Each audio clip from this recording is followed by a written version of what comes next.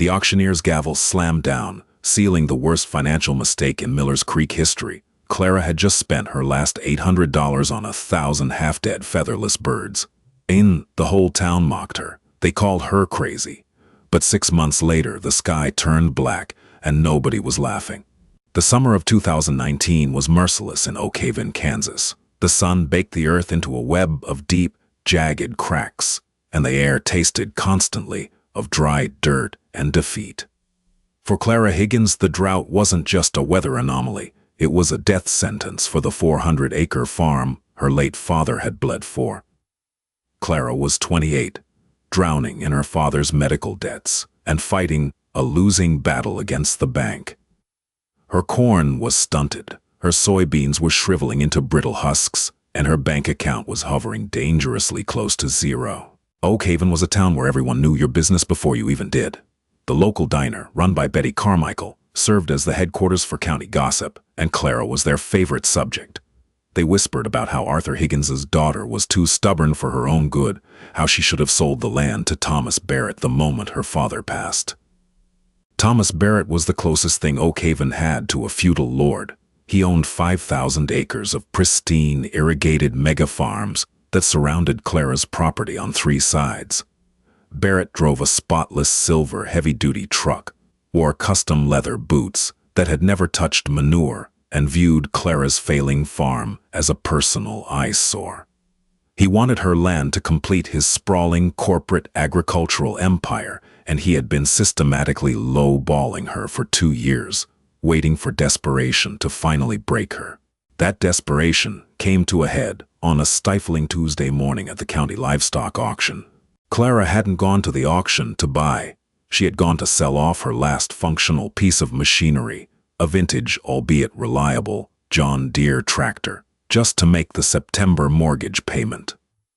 With the cash from the tractor folded tightly in her denim pocket, she lingered near the bleachers, the heavy scent of sawdust, sweat, and animal ammonia filling the humid air.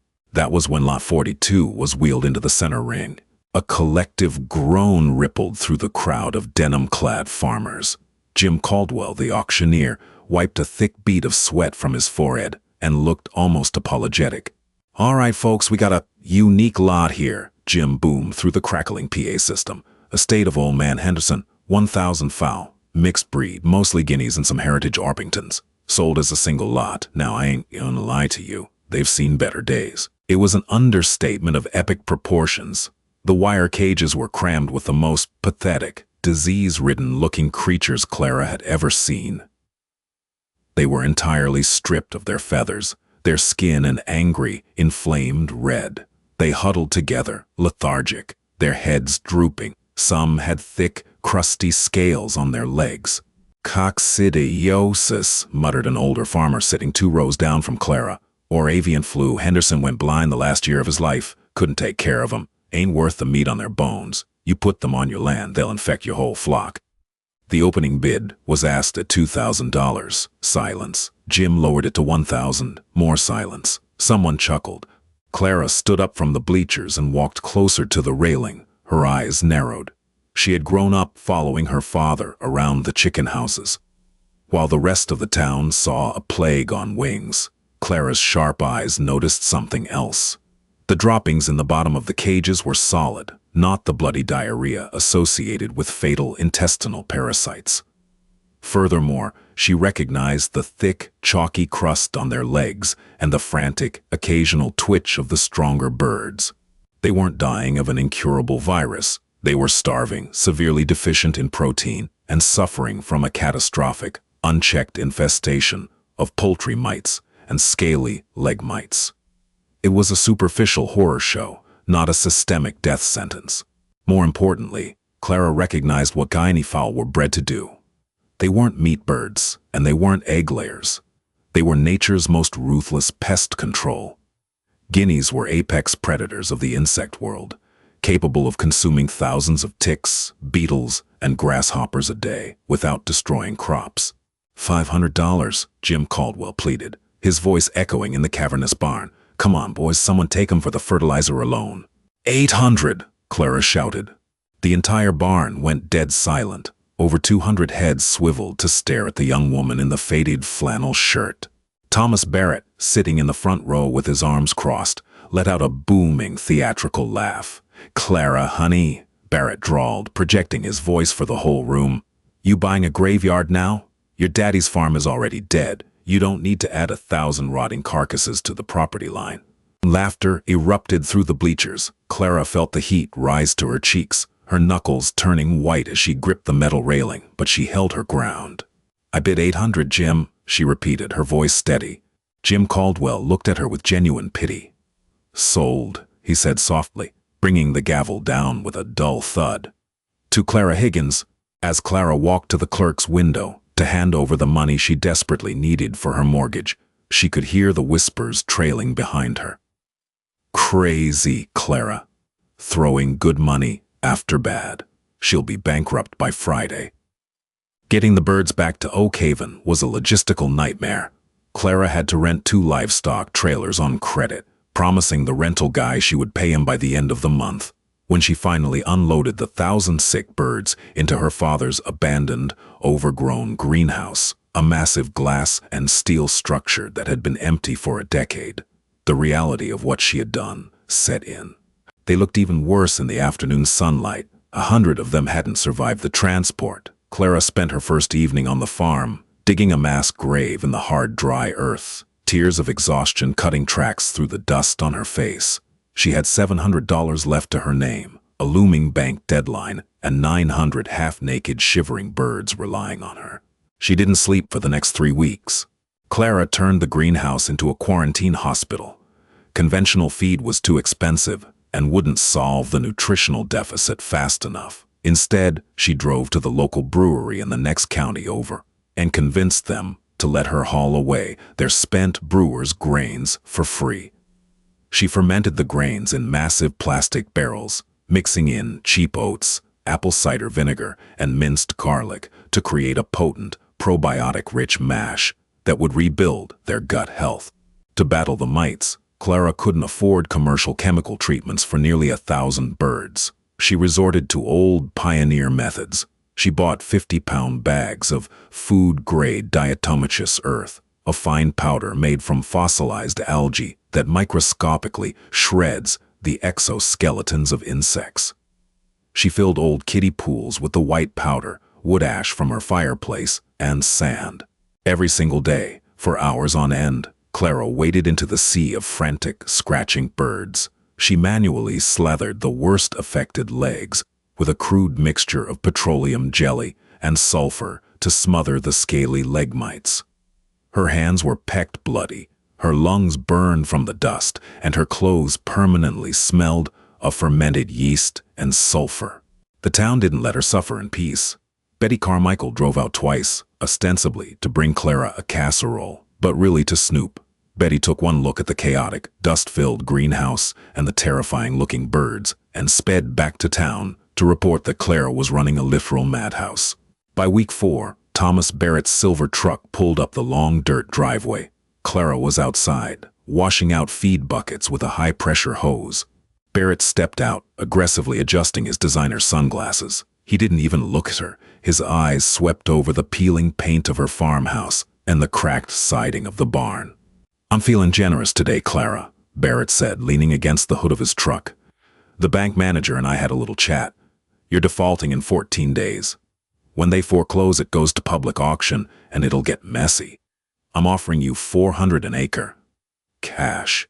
Today. You can walk away, pay off Arthur's debts, and move to the city where you belong. Better than getting foreclosed on because you spent your mortgage on dead chickens."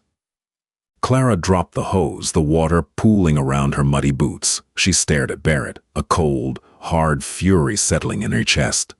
"They're guinea fowl, Thomas," she said quietly, "and they're not dead. Get off my property." Barrett scoffed, shaking his head. Pride is a stupid reason to starve, Clara. He got back in his truck and spun his tires in the dirt, leaving a cloud of dust that choked the air for 10 minutes. But a miracle was brewing inside the greenhouse. By week 6, the tide turned. The diatomaceous earth and ash baths had completely eradicated the mites.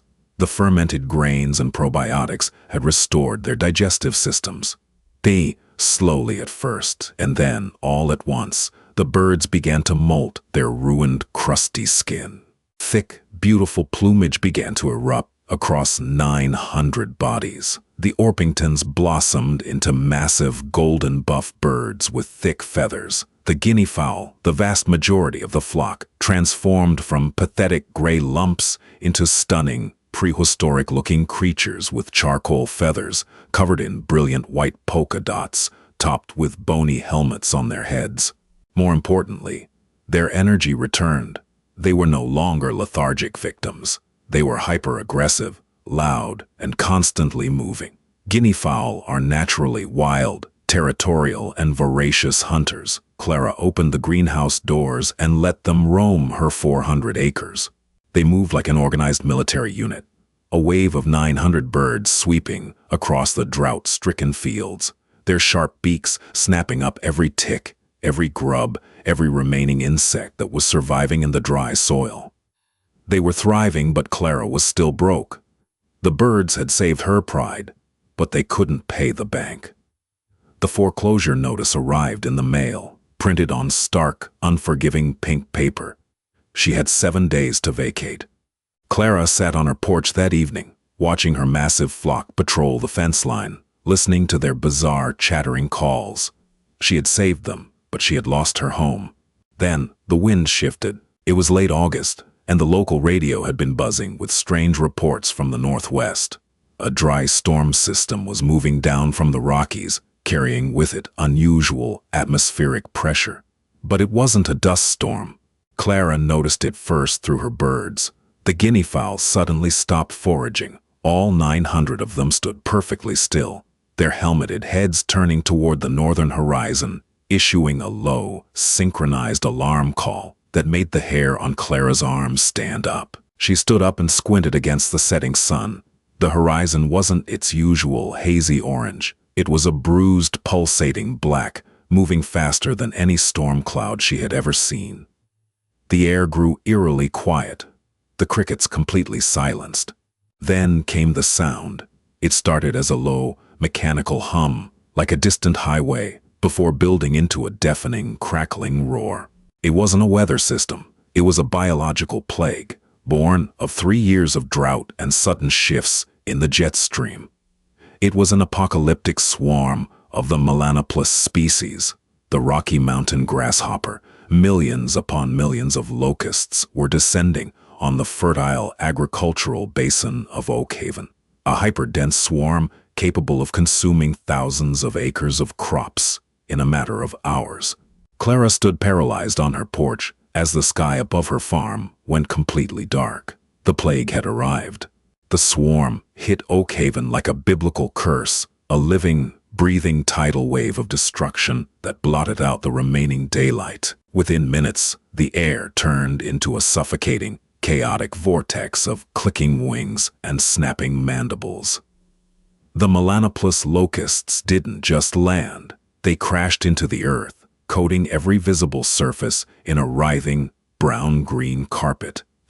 They covered the roads so thickly that cars spun out on the crushed biomass.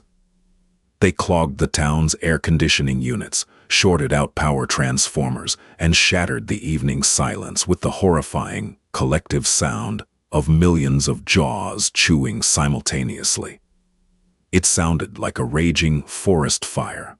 In town, Betty Carmichael locked the doors to her diner, stuffing damp towels under the doorframes as the insects pelted against the plate glass windows like hail. The townspeople who had mocked Clara just weeks prior were now huddled in their living rooms, watching helplessly as their manicured lawns, vegetable gardens, and prize-winning flower beds vanished in a matter of seconds. But nowhere was the devastation more absolute than on the sprawling, 5,000-acre mega-farm of Thomas Barrett. Barrett stood on his wraparound porch, a walkie-talkie gripped so tightly in his hand that his knuckles popped. His pristine, genetically modified, chemically sustained monoculture of corn and soybeans was the ultimate all-you-can-eat buffet for the swarm. Because Barrett had spent the last decade ruthlessly spraying broad-spectrum pesticides, his land was an ecological dead zone. There were no natural predators left, no wild birds, No predatory wasps, no spiders. He had inadvertently created the perfect defenseless feeding ground for the plague. "Get the dusters in the air, now!" Barrett screamed into the radio, panic finally shattering his arrogant composure. "We can't, Mr. Barrett," his crop duster pilot crackled back, his voice edged with terror. "The swarm is too dense. They're clogging the engine intakes. If I fly into that, I'm going down in 30 seconds. The chemical trucks are stuck on Route 9. The roads are too slick with crushed bugs." Barrett watched in absolute horror as millions of dollars of unharvested crops simply dissolved. The locusts stripped the corn stalks down to bare, jagged spikes. They devoured the soybeans, the leaves, the stems, and then started chewing on the wooden fence posts. 10 years of corporate empire building were being eradicated in a single, merciless afternoon. 2 miles away, the swarm descended upon Clara's farm. Clara had retreated into her farmhouse, slamming the heavy wooden door shut and sealing the windows. Her heart pounded against her ribs like a trapped bird. The foreclosure notice sitting on her kitchen table suddenly felt entirely irrelevant. The world was ending outside her window. But as the deafening hum of the swarm engulfed her property, she noticed a distinct lack of the chewing sound that was currently driving her neighbors to madness. Instead, a different sound rose above the roar of the storm. It was a chaotic, prehistoric battle cry. Clara crept to her living room window and wiped away a layer of dust from the glass. What she saw made her gasp. Her flock of 900 guinea fowl and Orpingtons hadn't fled to the safety of the barn. They hadn't cowered under the tractors. Instead, they had formed a massive, chaotic front line. To a locust, a cornfield is food. To a guinea fowl, a locust swarm is an absolute feast. The birds were in a state of frenzied euphoria. The air was thick with flying insects, and the ground was crawling with them. The guineas moved in their tight, militaristic packs, their heads darting with lightning speed. Snap, swallow, snap, swallow. They didn't even need to hunt. They simply stood their ground and opened their beaks. Guinea fowl are notoriously relentless foragers, capable of consuming their own body weight in insects when presented with a heavy infestation. Driven by the primal instinct of the flock and fueled by the ultimate protein source, they became a feathery meat grinder. The heavy Orpingtons, usually slower and more docile, joined the fray, snatching up the locusts that landed on the lower stalks of Clara's stunted corn. The birds worked in a terrifyingly efficient harmony. As the vanguard of the locust swarm tried to settle on Clara's fields, they were immediately eradicated. The insects kept coming, but the birds kept eating. It was a numbers game, but Clara had a distinct geographical advantage. Because her farm was nestled between 2 massive hills and bordered by a thick line of old-growth oak trees, the locusts were funneled into a narrower bottleneck before they could spread across her fields. The flock held the bottleneck. For 3 agonizing hours, Clara watched the battle wage. Her birds were gorging themselves to the point of immobility, yet they refused to back down. They snapped bugs out of the air, off the fences, and off each other's backs. When a bird became too full to walk, it simply sat down and continued to eat whatever hopped past its beak. By nightfall, the massive swarm, driven by the wind and repelled by the aggressive wall of predators on Clara's land, shifted its trajectory. The bulk of the locusts moved eastward, continuing their path of destruction across the county, leaving Clara's farm behind. Silence finally fell over Oak Haven. It was a heavy, suffocating quiet. Clara grabbed a flashlight and stepped out onto her porch. The ground was littered with the detached wings and legs of thousands of insects. But as she swept the beam of light across her fields, she saw something miraculous. Her corn was still standing. Her soybeans, though stunted by the drought, still had their leaves. Around the perimeter of the fields, her 900 birds were resting. They were bloated, exhausted, and covered in bug splatter, but they were alive. They cooed and chattered softly in the dark, the fierce guardians of the only surviving green oasis in a county that had just been stripped to the bone. The morning sun rose over a post-apocalyptic landscape. Oak Haven was unrecognizable. The lush, green checkerboard of the Kansas farming basin had been turned into a desolate, brown wasteland. The governor declared a state of emergency by 8 a.m. FEMA trucks and agricultural disaster response teams were mobilized to assess the catastrophic damage. Thomas Barrett's farm was the epicenter of the ruin. His 5,000 acres were completely barren. The financial devastation was absolute. Because the drought had already compromised his yields, he had taken out massive, high-interest loans to cover the costs of his chemical fertilizers and high-tech equipment. His crop insurance would cover a fraction of the loss, but it wouldn't be enough to satisfy his aggressive creditors. The titan of Miller's Creek had been brought to his knees by insects no bigger than a paperclip. On Thursday morning, a fleet of white government SUVs rolled into Oak Haven. Leading the assessment team was Dr. Robert M. Corrigan, a renowned agricultural ecologist and senior inspector for the State Department of Agriculture. Dr. Corrigan had spent his career studying pest management and the dangers of extreme monoculture, and he had been dispatched to document the total loss of the county's primary export. Dr. Corrigan and his team spent the morning surveying Barrett's ruined empire. Barrett, looking pale and defeated in his custom boots, trailed behind them, muttering about unpredictable acts of God and failed pesticides. "It wasn't an act of God, Mr. Barrett," Dr. Corrigan said sternly, kneeling to examine the stripped, chemical-laden soil. "It was an ecological inevitability. You sterilized this land. You removed every single natural obstacle a swarm would face. You built them a highway." As the convoy of SUVs drove down the county road, documenting the miles of devastation, Dr. Corrigan tapped his driver on the shoulder. "Stop the car," Corrigan ordered, squinting through the windshield. "What is that?" Up ahead, surrounded by thousands of acres of brown, chewed earth, was a perfect 400-acre square of green. It stood out like an emerald on a dirty floor. The SUVs turned down the long, dusty driveway of the Higgins farm. Clara was outside, sitting on the hood of her father's old John Deere tractor, a cup of coffee in her hand. She was watching her flock, who were currently waddling around the yard, lazily pecking at the few remaining straggler locusts. Dr. Corrigan stepped out of the vehicle, his jaw dropping. He looked at the untouched corn stalks. He looked at the vibrant, leafy soybeans. Then he looked at the massive, chattering flock of guinea fowl and Orpingtons that were patrolling the property line. "Who owns this land?" Corrigan asked, approaching Clara with a look of absolute reverence. "I do," Clara said, hopping down from the tractor. "Clara Higgins." "Ms. Higgins, I am Dr. Robert M. Corrigan with the State Department of Agriculture. I have just surveyed 100 square miles of absolute devastation. How in the world is your crop still standing?" "No." Clara smiled, gesturing to the birds. "I had a little help. Bought them at auction a couple of months ago. They were half dead from mites and starvation. I rehabilitated them, let them free range, and when the locusts came, they held the line." Dr. Corrigan spent the next 3 hours examining Clara's farm. He took soil samples, interviewed Clara about her probiotic fermentation methods and her use of diatomaceous earth, and watched the guinea fowl work. He was utterly fascinated. "What you've done here, Ms. Higgins, is nothing short of a masterclass in integrated pest management and regenerative agriculture," Dr. Corrigan said, sitting with Clara on her porch.